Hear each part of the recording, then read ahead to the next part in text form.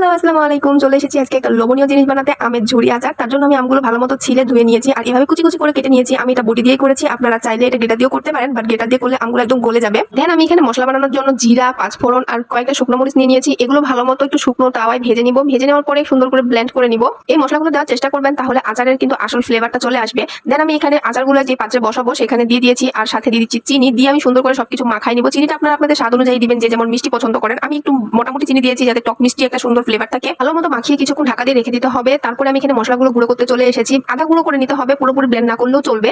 আমি যেভাবে গুঁড়ো করেছি সেভাবে গুঁড়ো করলেই হবে। তারপরে চলে আসলাম চুলার এখানে। আচারটা আমি চুলাতে বসাই দিলাম আর এখানে দেখতেই পাচ্ছেন অনেকটা পানি ছেড়ে দিয়েছে। এই পানিটা দিয়ে কিন্তু আমগুলো সিদ্ধ হয়ে যাবে। চিনিটা গলে এই পানিটা ছেড়ে দিয়েছে। তারপরে আমি চুলাটা অন করে দিয়েছি আর এখানে একটু আমি লবণ, হলুদ গুঁড়া আর একটু মরিচ গুঁড়া দিয়ে দিচ্ছি। হলুদটা দিয়েছি সুন্দর একটা কালার আসার জন্য আর মরিচটা দিয়েছি একটু ঝাল হওয়ার জন্য, বেশি একটা ঝাল হবে না। দেখতেই পাচ্ছেন কি সুন্দর একটা কালার চলে এসেছে। তারপরে আমি এখানে অনেকক্ষণ জাল করে পানিটা শুকিয়ে নিয়েছি আর শেষে মশলাটা দিয়ে দিলাম। এই হচ্ছে আমার আচারের ফাইনাল লুক। কেমন হয়েছে সবাই